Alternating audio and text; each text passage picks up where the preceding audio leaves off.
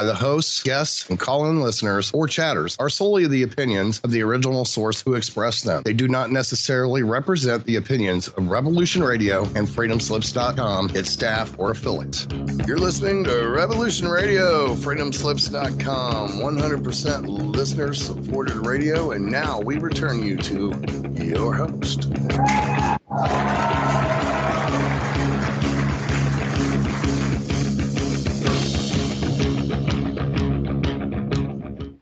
And welcome back to another episode of Cosmic Catastrophe on Revolution Radio. I'm your host, Diamond. My lovely co-host, Leah Shaper, is also with us. Hello. And today we're going to be discussing a topic we've talked about before, I think multiple times on the show, but we're going to hone in specifically on the event itself, and this is the Miyake event. Many of you heard of the Miyake event, maybe not know what it is. The Miyake event is a burst of cosmic rays on Earth. That's basically what it is. Nobody knows where it comes from. A lot of people are speculating over the last decade that it could come from here and there. But a Miyake event is a powerful burst of cosmic rays, and the origin and cause is still unknown. Now, I think we should probably say cosmic radiation, right? Because some people think that it's not actually cosmic rays, that it could be like gamma rays or something like that. There is Which probably isn't the case, but yeah, there's evidence to lean towards cosmic rays because of the production of beryllium and the lack of sodium that's being produced by the events, which would be typical of different types of events. But we'll get into all those details later. The way that they figured out that these events, and it's weird because in one article I read, they call them eruptions. Oh, interesting. They just keep repeating it. We'll get to that paper. But there was a scientist in Japan named Fusa Miyake, and she was a dendrochronologist. So she wasn't doing anything to do with space studies or plasma. She's looking at tree rings. Typically, dendrochronologists are looking for climate cycles, or they're doing some other work in climatic variability, because tree rings are very good encyclopedias of what's going on at the time on Earth. So Fusa Miyake discovered these by studying Japanese cedars and then wrote a paper back in 2012 saying that there was a huge spike in carbon-14. Now, let's share the screen and talk a little bit about the science here. So dendrochronology is the study of tree rings, and you can see here in this slab, if you're watching the video, if not and you're listening, what you're going to see is some rings are much thicker than others, some are darker, some are lighter. But what you can do is go into the cell structure and actually take a sample and do some geochemistry. And so they were doing geochemistry of the tree rings, and they found a spike in carbon-14. Do you want to add anything to that at this point? No, not at this point. Okay, so carbon is the primary building block of life. It is also now being heralded as the #1 pollutant in the form of carbon dioxide. But all of this is nonsense. Science is actually dead. So back to the real science. Carbon is the primary building block and is the backbone of life on Earth because it can form bonds with many other atoms. But all carbon isn't created equal. Carbon exists naturally in 3 different forms. You're looking at them: carbon-12, carbon-13, and carbon-14. Carbon-14, or carbon always has 6 protons, but the different isotopes have different numbers of neutrons. And carbon-14 is different than the other isotopes because it's a radioisotope, and that means it's radioactive and it decays. And we've been using carbon-14 since about 1950 to date things in archaeology. But the one thing you want to note is that carbon-14 doesn't occur in high quantities on Earth. It is formed up in the stratosphere or higher when cosmic radiation comes into Earth and bombards an already existing nitrogen-14 and converts it to carbon-14. So that's pretty interesting. Yeah, that's part of that whole cosmic ray production process, the sort of domino effect that comes out when cosmic rays hit the atmosphere that we talked about a few episodes ago. And we have events that cause bumps in carbon-14.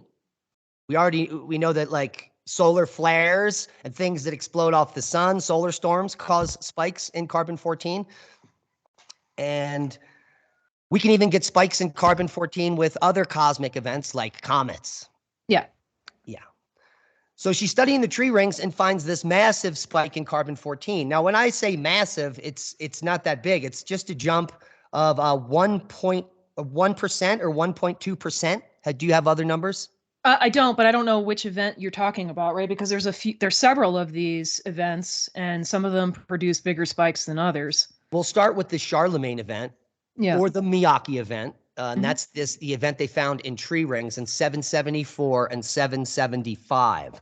I thought Miyake applied to all of these types of events where we see a spike like this in carbon-14, and we're not sure exactly what the cause is, but yeah, Miyake has now been used for all 6 of the events in the Holocene, but in 2012 they were really only aware of this one. Okay. So since then we now have 6 events, and that's pretty interesting because any one of these 6 events would eliminate the technological society on Earth as we know it. Absolutely. 100%. It's not even a question. Like a Carrington event may take out some of the grid, but we could rebuild. This event is so prolonged and so severe that it would be game over. In the 2022 paper that we'll get into, they suggest that like the Charlemagne event would have been essentially like an X 1800. That's a big number. Yeah, that's very significant. And, it may only be an initial spike and a peak. We'll get into that later. Never mind. I'm getting ahead of myself here. Yeah, so let's talk about the 774 event identified what's going on here. There's a spike, 1.2% in carbon-14. And according to her initial data, this spike comes up and it lasts for decades. It slowly drops. It doesn't ever really, go back to base level for decades. Right. And one of the explanations that I've read for this is that this is essentially, it's the carbon-14, it's entering our atmosphere, and as it spreads through the global carbon cycle, that's why you get this sort of prolonged effect that lasts for a long time. Yeah, and so you're looking at that effect here. You can see the beginning of the jump right here in 774, and it doesn't peak until 775 is the peak right here, or maybe 776. So it's a long duration event. And what we're looking at here, we've got red stars on the graph, which are oak trees. We've got the black dots that Fusu Miyake used, the cedars from Japan. And we also have another oak study, which is the blue circles. They all corroborate the same spike at the same time and the same duration. Yeah. So this is the 774 event, which is, I guess, agreed upon at this point is the largest of the last 6 events in the Holocene. So we have the earliest event in the Holocene. Well, we'll start at the most recent. Yeah. They claim that these events happen at a periodicity of 1,000 years. And that's bad news because the last one was a longer than 1,000 years ago. It was back in 993. Right. Unless you consider the Carrington event one of these as well. But it wouldn't be because it needs to be 100 times stronger than the Carrington and have a carbon spike that lasts for years or up to a year. And the Carrington event barely moved the carbon at all and only lasted for a few days. Yeah. So they don't lump it in here. It might be the Carrington event could have evolved into a Miyake event, but we'll get to that at the end and my speculations. So we've got a Miyake event in 993. We've got this event we're looking at here, the Charlemagne event in 774, 775. And then we go to BC. 663 BC is the next event. Then there's a lull. And we do have tree ring data here. So there's nothing going on for thousands of years, and then a Miyake event at 529 BC or 5259 BC, excuse me. Yeah. And then the oldest one that we're aware of is 7176 BC, which would be about 9,200 years ago, right after coming out of the Younger Dryas event. I've got another one at 5410 BC. Oh yeah, that's in there. I got one. Yeah. So we've got two close together, 5410 and 5259. Oh, I had 5259 was Common Era and 5410 as BCE. Maybe I've got that wrong. I don't know. Yeah, because we're only in 2023, so that would be 3,000 years from now. 5259 Common Era. Oh yeah, silly me. Look at that. Maybe it might have also been a typo in what I was reading. I'm thinking. Yeah. Anyway, funny. So according to the Australian physicist Benjamin Pope, some of the eruptions, this is underneath the description of Miyake event in Encyclopedia Britannica. It says, according to Australian physicist Benjamin Pope, some of the eruptions were short-lived, while others lasted for years. Now, what is he talking about? Yeah, I mean, he is the, let's say, sort of supervisor for the 2022 paper that we're going to talk about. The lead author on that paper is actually an undergraduate math student. And I guess this is probably his advisor or whatever. But, because you can see in the data that there's some sort of shorter spike. You get spikes with like this prolonged effect.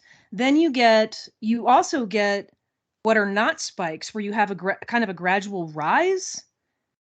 I don't know if you have any of his graphs from that 2022 paper, because you can see the comparison of all of the different data sets of the carbon-14. Let me see if I can find a figure number. This shows you event duration. Yeah, there you go. And you can see, like in this blue event here, which is, I don't know which one it is, but it has two spikes. It has an initial blast up and then a secondary spike. Yeah. And this event lasted 2.5 years almost, with the second spike, it looks like after a year and a half later. Yeah. Now, is this showing two different events?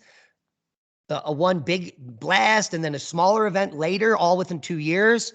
Or, as some of the papers should suggest, I think you and I talked about this, that there's some kind of a lingering effect up in the ionosphere or stratosphere, and that there's a secondary deposition at lower latitudes. But where are these spikes coming from? Right. Is it an average of all the latitudes, or is it one location? Right. I don't know that. Yeah. There's a lot of questions in there about that.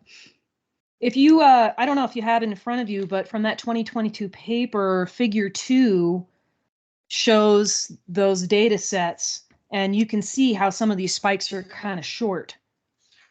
It's interesting. I don't want to keep looking around here for the paper. Yeah. But I did have it up, and it's weird. The article that you were just in has the link to the paper. Is. Here it is. Here it is. There you go. Right, you just passed it. Go up one more figure.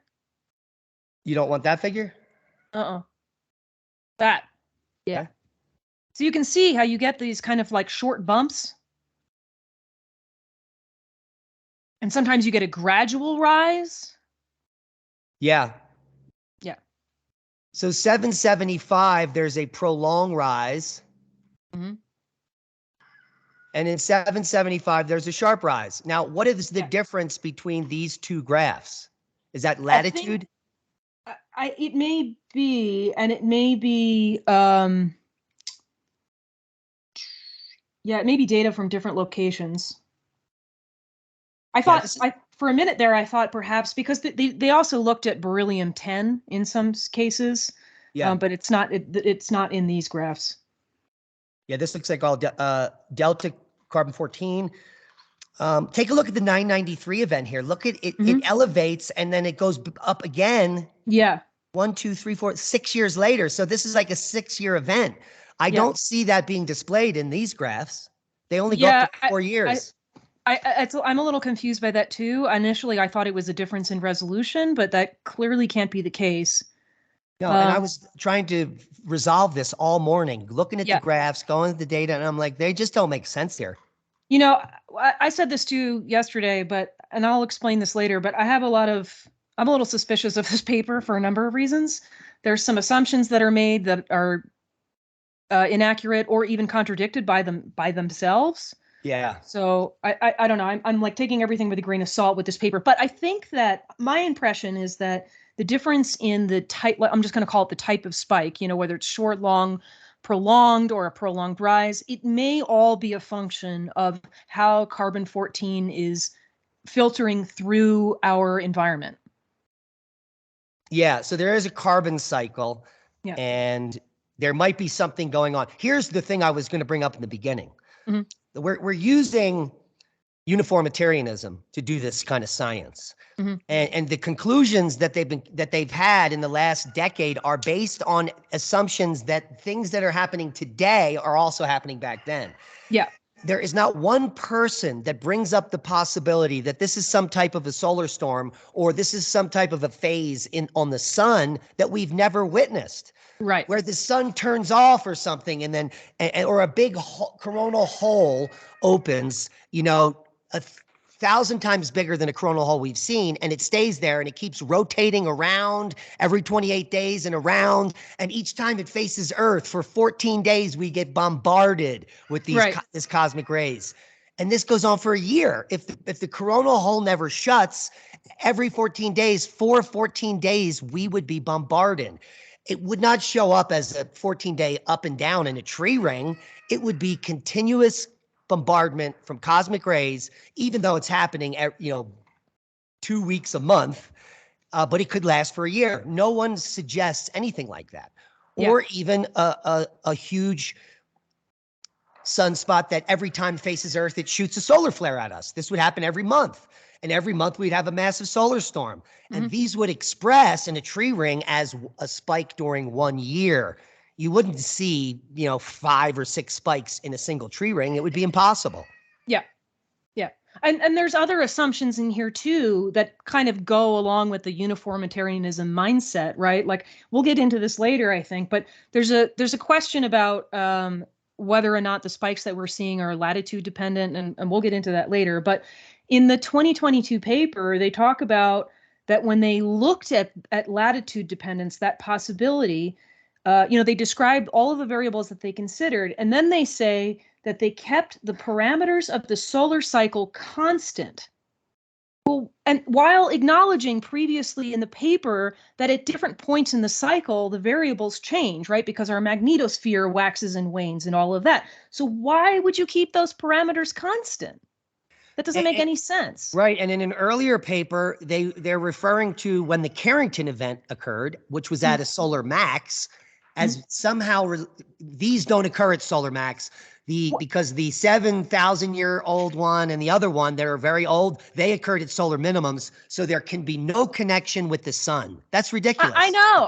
I have a huge in the same paper, right? In the beginning of the paper, they say that, well, this preferentially happens at solar max. And I'm going to give you the specifics on this, right? Because I wrote this down because I was like, this is crazy. So then later in the paper, they detail several of these Miyake events. 5410. BC happened at or shortly before solar minimum. 5259, a couple years after minimum. 774, 2 years before max. 993, not clear. 7176, solar minimum. But they're contradicting themselves in their own paper. Like, what are you talking about? Why would you say that this preferentially happens at solar max? Clearly, that is not the case by the data that you presented. Right, and the majority of the Miyake events occur at or near solar minimum. Yeah, well, out of this bunch, yeah. There isn't any other. Well, there isn't any other but the 6 we know of. Right. So at least half of them happen at solar minimum. The Carrington event isn't a Miyake event; it's just a large solar storm. So why do they even bring that up? I don't get it. They're muddying the waters. It's very bizarre. Yeah. And I just want to point out that 99% of plasma physicists were incorrect in predicting solar cycle 24.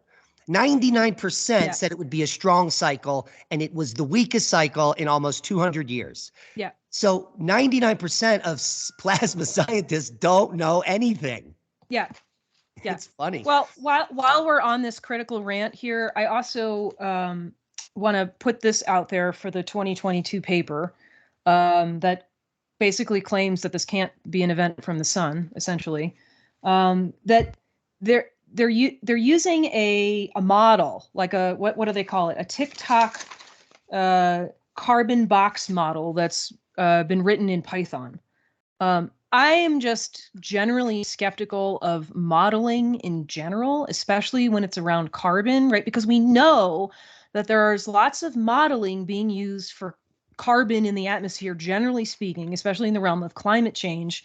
And so you have to ask the question, like, is that model full of assumptions that makes this analysis somewhat inaccurate? I have no idea. I have no ability to evaluate that model. Well, But what we do know from the UN and their climate models Mhm. is that recent papers have come out and showed that all of their modeling is 200 to 600% off. Yeah. That's huge. That means Right. they're wrong. Right. So is any of this model derived from some of that modeling? I have no idea, but those questions have to be asked. You said a carbon box model programmed in Python. That's Tic-tac gibberish. carbon box That doesn't model. even mean anything. That's like Right. we created something that's going to give us an answer that we programmed it to give us. Yeah. Yeah.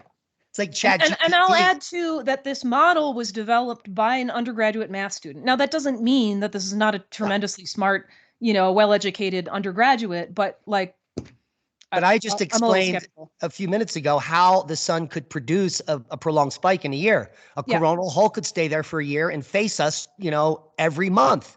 Mhm. We would be bombarded with cosmic radiation. Yeah. Now, before we go to break, let's discuss some of the basics before we tear them apart in the second half. We're kind of jumping around this? here. Where could the carbon-14 be coming from? That's the question. Mhm. When cosmic rays from the sun and even more distant stellar objects strike Earth's upper atmosphere, we get this reaction with nitrogen 14 forming the carbon 14. So it's cosmic rays from the sun or distant stellar objects. Now, we know from antiquity and history that people have witnessed supernovas. So supernovas do happen in our proximity in the universe, and those cosmic rays can reach Earth. The problem is that the duration of the spikes in supernova usually is decades or longer. Mhm. So this is not what we're seeing with these Miyake events. It Mhm. has to be a closer object that's a shorter lived burst. Mhm. And if you use Occam's razor, which we talk about every single show, what is a close stellar object? I wonder what's close. Yeah. In the 2018 paper that I gave you, Usitalo is the lead author on that. He talks about, the possibilities of what this could be, and one of the things he says is that it can't be galactic cosmic rays because we wouldn't get this peaked distribution. You basically just said that. And that has to do with the perturbation of galactic cosmic rays caused by galactic magnetic fields as they get to Earth. Plus, Well, galactic let's explain that for the layman. That just means that because it's so far away, when it reaches us, it's been pulled apart like taffy, and it's a very thick wave that would, it would take a very long time to pass by us. Yeah. Thanks for explaining that. And then, also galactic cosmic rays are going to vary with our solar cycle, right? How much we're getting bombarded by those is going to change by the solar cycle. And then he also looks. Explain that. That's because at solar max, our magnetosphere is stronger. Right. And at solar minimum, it's weaker. So you're going to have this like 11-year cycle of increasing and decreasing cosmic rays. Right. And, even with that being the case, you can kind of look at a larger background level of galactic cosmic rays, and you would still see a spike of some kind if there was one, but the galactic cosmic rays themselves are not going to cause that spike because it's a much more gradual change. Yeah. Then you have the other problem of could it be gamma rays from a supernova? Well, that's a problem because, this is a little bit of circular argument, but gamma rays are not affected by our geomagnetic field. So they're going to go right through. And then the other problem with that is that you would not see any differences by latitude with gamma rays. With gamma, right. Right. So if everything's coming in at the poles, because that's where we're most susceptible, because that's where the magnetosphere is the least strong, right? At the equator, there's much more shielding than there is here. You should see, theoretically, from the sun, you should see a difference in the effect at different latitudes. if it's a solar event. So this is a little bit of circular reasoning here, because this paper does think it's a solar event, and this is part of their reasoning for why it's a solar event, because they do see latitude dependence. The 2022 paper argues otherwise with similar data, but we'll get into that. That's kind of interesting. So based on going into the break here, you should be leaning towards the sun. It is the sun that's causing these Miyake events, and solar flares that need to be produced to create these spikes are possible on our sun, and we'll get to that after the break.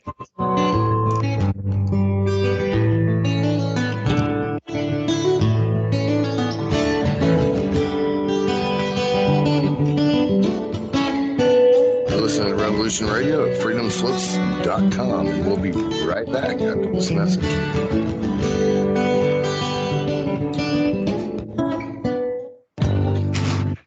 Who owns you? If you're not in control, then someone else is.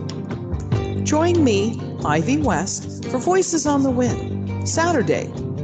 I discuss government, health, metaphysics, suppressed science, universal mysteries, little-known incredible facts, alternative energies, and even more than you can imagine. There was blood on the wire. Won't you join us on Revolution Radio Saturdays for Voices on the Wind with me, Ivy West. There are lives in the balance, people under fire, children at the cannons. Because if your head's in the sand, your tail is a target. Thank you for listening to Revolution Radio at freedomslips.com, the #1 listener-supported radio station on the internet. Please help support this station so this battle can continue forward. Revolution Radio!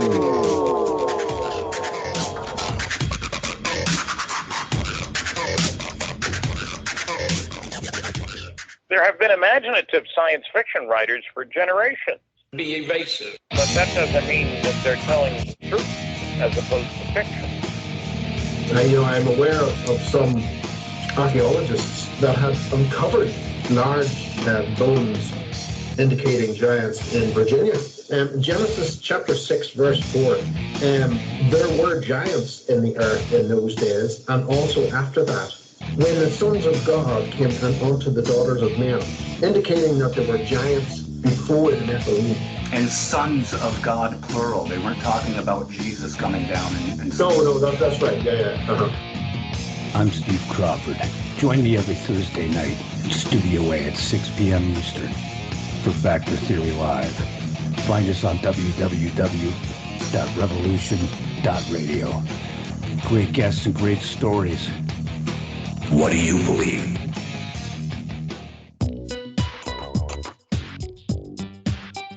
Join me on the Brian Rouge Show on Revolution Radio, Eastern Standard Time, every Tuesday night from 6 to 8. We talk about the four most vital things, in my view, affecting all of humanity.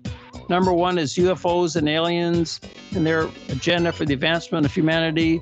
Number two is the Jewish establishment's control over all aspects of human civilization. Number three, the truth about Adolf Hitler, how he was opposite of what we've been told.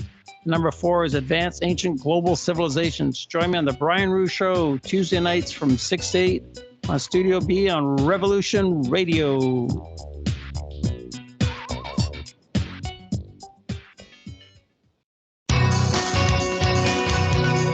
Thank you for listening to Revolution Radio at freedomslips.com. Any commercial advertising you may hear in this program is of the sole discretion and benefit of the host of whose program you are listening to. Revolution Radio does not endorse any commercial products, nor does it accept monetary compensation for on-air advertising of commercial products, nor will it ever. We are and shall remain 100% listener supported. Any product advertising on this program are considered used at buyer risk, and Revolution Radio shall not be held liable for any claims or damages received from any product advertised within this program. Revolution Radio, where information never sleeps.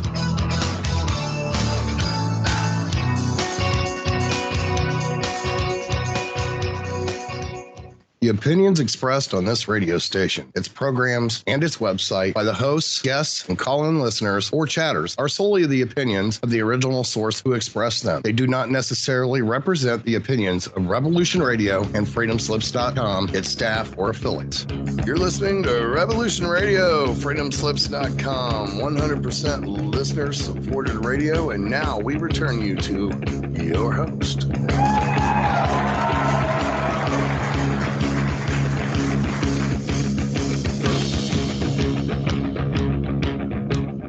Welcome back, ladies and gentlemen, to the second half of Cosmic Catastrophe with Diamond and Leah. We're discussing Miyake events, which are large solar energetic particle events, which are, according to most scientists, caused by solar flares. And we're going to discuss several possible causes of the event and some of the evidence that this event actually happened. There is historical accounts. It's kind of funny. You read the papers and they're like, there's no historical accounts. And then they tell you historical accounts. Well, then I have a question about that because, and I wanted to sort of put a pin in this. I sent you another paper about somebody who searched the Chinese records. Yeah. In China, there's no data, but there's there this is, weird and there's a lot of, and there's Yeah. a lot of data for many other events. So it's interesting that they didn't see anything. They Is saw about the Charlemagne event or Yes. the 993 CE and the event. 993 event. But they did see, for example, aurora at the Carrington event. They've seen aurora for other periods of time. They've seen, meteors, supernova. There's a whole long list, and all of it's pretty interesting. The only thing of note for the Charlemagne event was a very extreme thunderstorm in 1775. Yeah.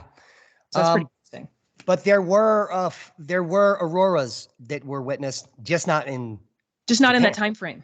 No, just not in Japan, in other places. Japan is the only place they didn't see the aurora. Maybe it was cloudy. I was talking about China, but yeah. Either place, the Far East. And let's go to Northumbria. Annus Domini, the year of the Lord 774. This year, Northumbrians banished the king, King Alred, from York at Eastertide, and chose Ethelred, the son of Mull, for their lord who reigned 4 winters.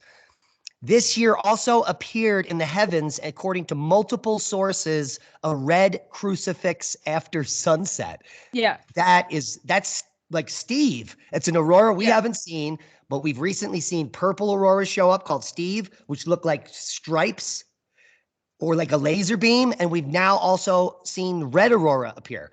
So this is clearly evidence that something in the form of maybe a solar storm is occurring at 774 in England. Mm-hmm. And there's a hypothesis too that while the sighting of that crucifix was pretty short-lived, that because it was in the west and at the time of the setting sun, that it may have been obscured by the sun itself. Oh, so people at the right angle, you'd miss it. Right. So there are other accounts at the same time in 774. The Mercians and the men of Kent fought at Otford and saw wonderful serpents in the land of the South Saxons. What does that mean? It's got to be serpents in the sky. Yeah. Yeah, I'm thinking it probably looks sort of like Steve or like those sprites that you see sometimes. Yeah, because if you see serpents on the ground, they're not wonderful. Right. So these were wonderful. Just, even the language is funny. But there is reference in China to an aurora in 776. There's one clear reference to an aurora in the mid 770s, including one that they dated to 12 January 776. Oh, that's interesting because I only saw in this paper that in the records they noted auroras at 762 and 786. But nothing for 770 to 780. Yeah, this is the 12th of January, 776, which is still up in that spike, right, of the carbon spike. So it could be the aurora moved around the Earth. Like when we have auroral events, it's not in every state at low latitudes, right? Only some places see it. Right. Well, I think it's the thing that really struck me when I went through this paper and they scoured all of these records and then they listed all of the things that were noted around that time period and, just examples of other things that were seen in slightly different eras. And it's like, it's it's very notable how many things they did see and record. And so there's kind of like a notable absence for this time period. Now, it may just be location dependent, like you suggest. And how much information do we have from how this long ago? Well, that's what I'm saying is that Yeah. there does appear to be quite a lot of information about what was recorded, like a lot. So it's a notable absence. That they're not seeing some kind of super aurora, which is a Right. good point, because like tiny little events now with the waning magnetosphere create these amazing aurora events. Right, that too. I was just So thinking an about that. Like event we're like seeing Steve and 1,000 Sprite's. times bigger than the Carrington event. Maybe maybe if it's so strong, the low level solar storm kind of stuff we see doesn't happen and something else happens, maybe like the charging of the earth. Maybe this causes expansion to occur. Maybe it causes volcanoes to erupt at this time. I didn't see any accounts of major volcanic activity. It's very bizarre. The only terrestrial, let's say, activity that's noted is that the severe thunderstorms in China in 775. That's it. And they were very abnormal. They destroyed all the crops, uprooted huge swaths of trees. There was massive hail. These were some like the most severe, like God is coming to end the world, which you can get. And we know that major particle events that charge our atmosphere and send the KP up 5, 6, 7. We've seen the enhancement of, let's say, tornadoes and hurricanes if they're occurring at the same time in real time. Yeah. Here's an account of that thunderstorm. On 25 May 775, there was an extremely torrential rain in the night. The strong wind uprooted the trees. The tiles of houses were blown away. 50 to 60% of chiwins, which is like a roof ornament, were blown away. 20% of people died in the thunderstorm, and the crops were destroyed in 7 prefectures around the capital. That 20% people dying, that's pretty significant. Yeah, so that must be due to lightning and death in your house if it gets crushed. If it's blowing clay tiles off the roof, then it can easily probably blow over structures. But and 20%. And maybe also flooding and drowning. Yeah. You know, man, that's a lot of these people were obviously survivors. They weren't lazy humans like we are today. They knew how to live off the land. They knew how to survive, and 1 out of 5 didn't make it from a thunderstorm. Right. So what is it that's causing the events? It's probably coming from our sun. It's probably something that we don't know what it is yet, but it's definitely an SEP, a strong energetic particle event, or a solar particle event they're referred to. And the bad news is that never before in history will the consequences be so great. What we know from historical accounts that many people didn't even know it was happening. Right? They just went along their merry way and said, oh, look, a crucifix in the sky. And you wouldn't know it was happening unless it was like today and we had technology that was going to get destroyed, right? We would notice it with our technology being destroyed. And but if that technology is not around to be affected by this, you're not necessarily going to notice unless there's like auroras in the sky or something like that.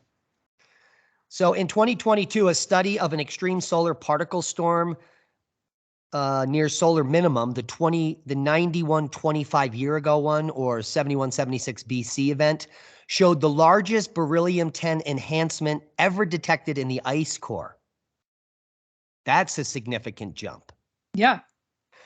And we see the same thing with the solar flare. So it makes the assumption that based on the 25 year ago event, which is the oldest event we know, that it's the sun. You know, it's funny too, because in the Zhang 2022 paper, again, going back to that, the paper I'm really critical of, very early in the paper, they say, well, it also couldn't be a solar event because there's no nitrate signal in the ice cores.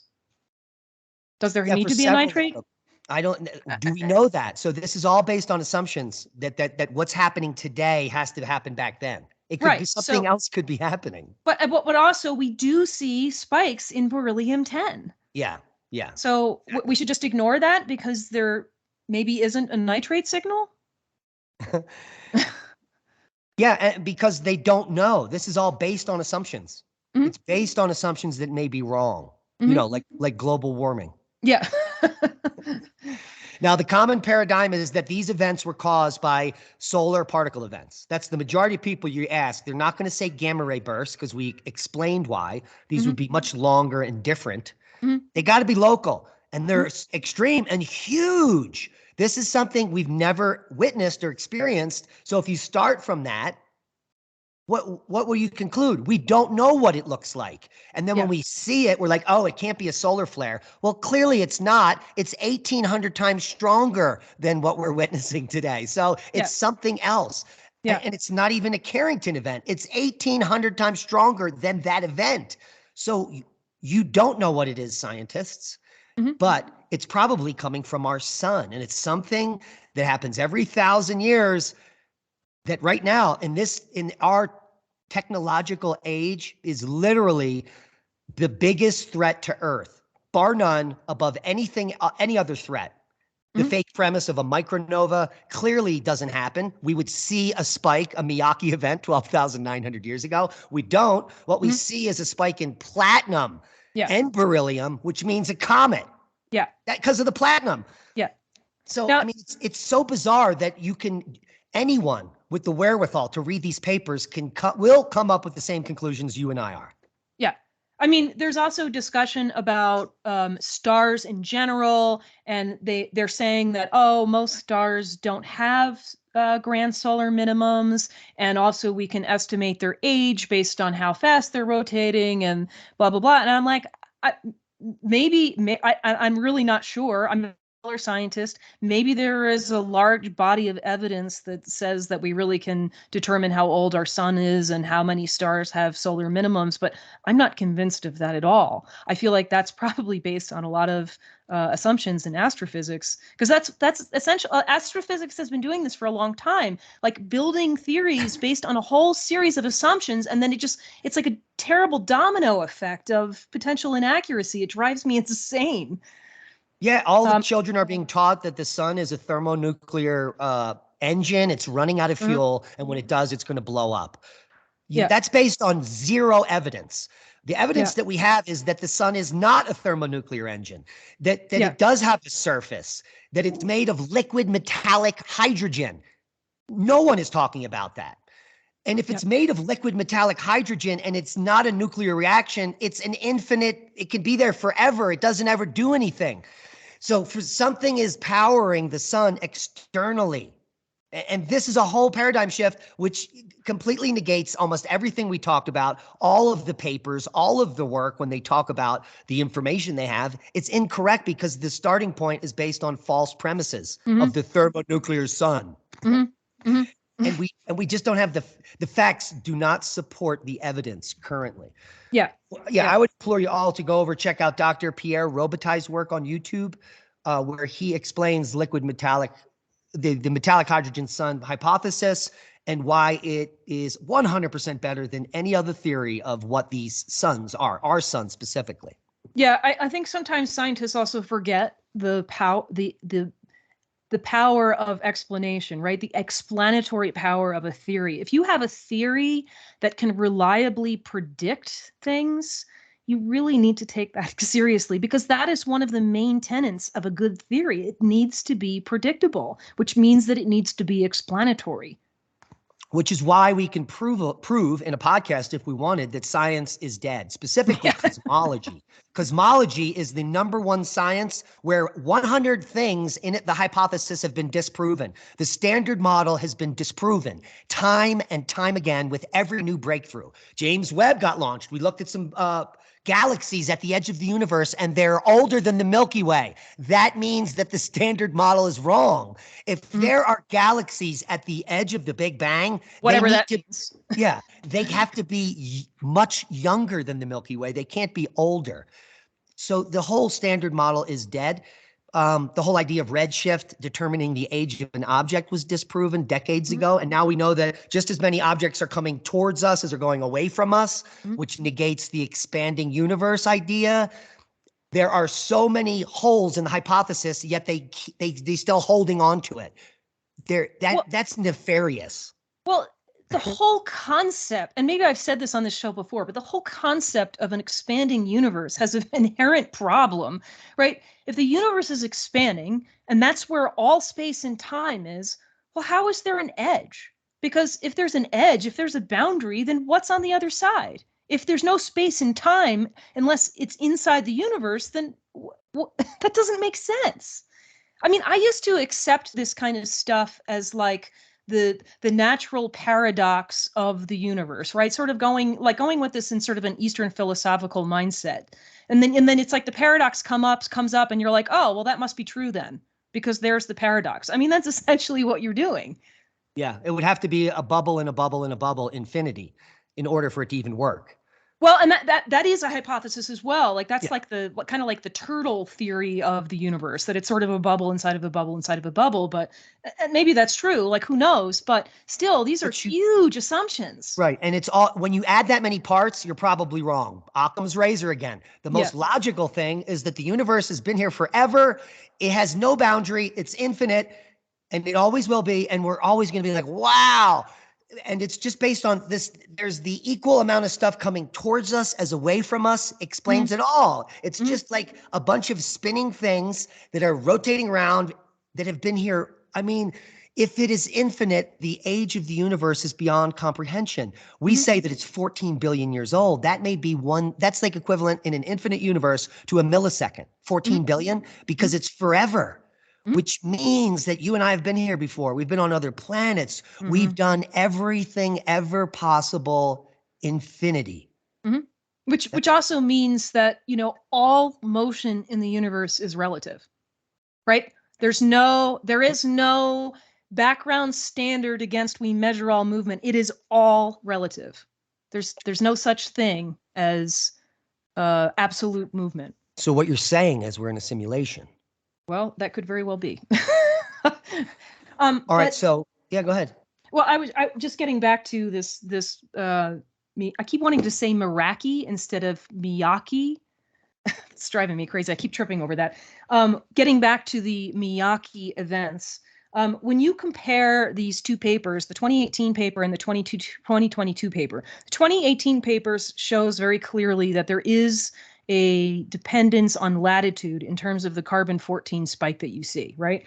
So if you happen to have that handy and can share the screen, there's figure 3 shows their data, and it shows a relationship. Keep that up because this is from the 2022 paper. And we want to compare that with the one from 2018. So in the 2022 paper, they say there is no relationship because this slope line it's real loose, right? Like the data is really scattered. The slope is unimpressive. I have a question about these data points that are unlabeled. Like, what are those? Like, did they just like throw those in there? I really don't know. I mean, when they say the slope line is unimpressive, I disagree. As you get to the higher latitudes, you get the higher spikes. That's exactly what you would expect if, in fact, it's coming from the sun. I will give them that it doesn't fit very well. If you look at the scatter of the data, it's not a particularly well-fitting line, but it may be a function of the variable that they're using on the y-axis. They're calling this spike production in steady state years. They don't explain what that means, so I don't know what it means. There's a very similar graph in the 2018 paper that uses a different y-axis variable, and that's the intensity of the carbon-14 spike. It's figure 3, and it's on page 4. I don't think that's not the right paper. No, I don't have. Do I have the 2018 paper up? I don't know. No, probably not. Okay. Well, I guess I'll just describe it then. So, and this one's in Chinese. Yeah, no, not that paper. It is called Solar Superstorm of AD 7074, recorded subannually by Arctic tree rings. In any case, in their graph, like I said, in the y-axis, they're using a different variable, which is the intensity of the carbon-14 spike. They have fewer data points. So they're using some of the same data points, but there's fewer of them. And they show a very clear, well-fitting sloped line for this data. Granted, it's less data, so maybe this needs to be worked on, but But it could also be a function of this model that the authors of the 2022 paper are using. Yeah. And that's, I really don't know. I really don't know the answer. Well, we can come over. There's been more studies. Here's the atmospheric impacts of the 774, the Charlemagne event. Mm-hmm. And what they determine in here is what we know happens with the solar cycle and large solar storms, that you can erode the ozone layer in the polar regions. Yes. And the study showed that the Charlemagne event affected climate for decades because it stripped the ozone. And so this evidence alone, the atmospheric effects of the SEP, point to it being the sun, and that these effects are very similar to solar storms, only more enhanced. Mm-hmm. So this is bad news, because it means that when the next one happens, which is any time now, because we're overdue on the periodicity, that not only will it wipe out humanity, but it's going to wipe out the ozone, and then that's going to cause maybe some lingering effects for decades on farming and survival in general. Well, so then my question is this: if that's the case, and if that was the case for the Charlemagne event, then why are we not seeing records indicating climate change in this time frame and difficulty growing food, like what we see when we look at 546 AD? Like, why don't we see similar records for that? Did you check the Holocene temperature graph? Oh, I did not look at that. So that's a whole nother, that's got to be a whole nother show, because you need a high resolution graph that only goes back a few thousand years. Here's a good one. And you can see the spikes on here are so frequent, up and down, several degrees C, that it would be easy to find here. This is years before present. So coming back to the Charlemagne event at 1300 right here, there is a spike down here and here. Yeah. There is a temperature spike down. Yeah. 92, what's the other events here we can do? Well, 993 is 1 AD. Yeah, and that's right here. Look, it's the coldest down spike at right after 900 years ago, right there. Mm. It could be either of these spikes. Right. And maybe the climate effect isn't actually that long-lived. It would just be a decade or so. Yeah. Yeah. Until so on a graph like a few solar cycles till the ozone repairs. Mm-hmm. So let's look back 9176 years ago. There's this right here. Mm-hmm. That huge drop down. Yeah. Let's go back. Look, what's the one? 7,400 years ago. Yeah, there's a spike down here. Mm-hmm. It could be either one of these. So we need a higher resolution graph and to write a paper on this, because there very well may be catastrophic environmental effects, which were proven that there is environmental effects in this 2017 paper. Okay, but one of the problems was this, they come up with the nitrate idea here. Mm-hmm. So that's kind of interesting. Mm-hmm. So they're saying there is a signal a nitrate signal in the ice core, or no? 10 years of observational and monthly mean model data from Greenland's modeling monthly the shaded area mean daily mean uncertainty respective to it. I can't understand what that means. But they have two lines here somewhere at 774 and after 775 on the this is, what is this? This is like an annual.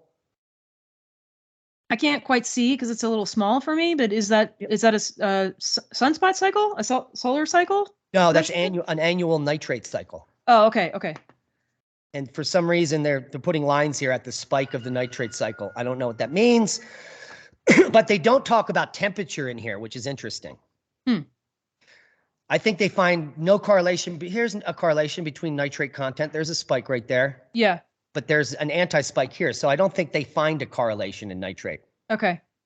Well, that may be the case, but I don't know enough about the carbon cycle and the interaction of C14 with cosmic rays hitting the stratosphere and all of that. I don't know enough about that. One of the things that comes up in here too is you have to consider that you've got stratospheric carbon-14 being produced. There's much more of that There's like maybe like 70%. And then you've got like another 30% that's actually produced in the troposphere. And so it's like you've got the whole sort of cascading effect where you've got carbon-14 being produced in the stratosphere. It comes down through the polar regions. It eventually makes its way into the lower atmosphere, the troposphere, and you've got like this whole other effect where carbon-14 ends up in the trees. And so it's not like a one and done effect. There's like a whole cascade of things that are happening. So you have to look at all of those variables to really understand like what these carbon-14 spikes really mean and how those peaks happen the way that they do.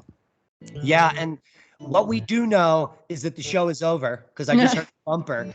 But another Miyake event is coming, and it is going to destroy the infrastructure on Earth and send us back into the Stone Age. And maybe, just maybe, the powers that be know this. And this is one of the reasons that they're underground. And and trying to steal all of the power.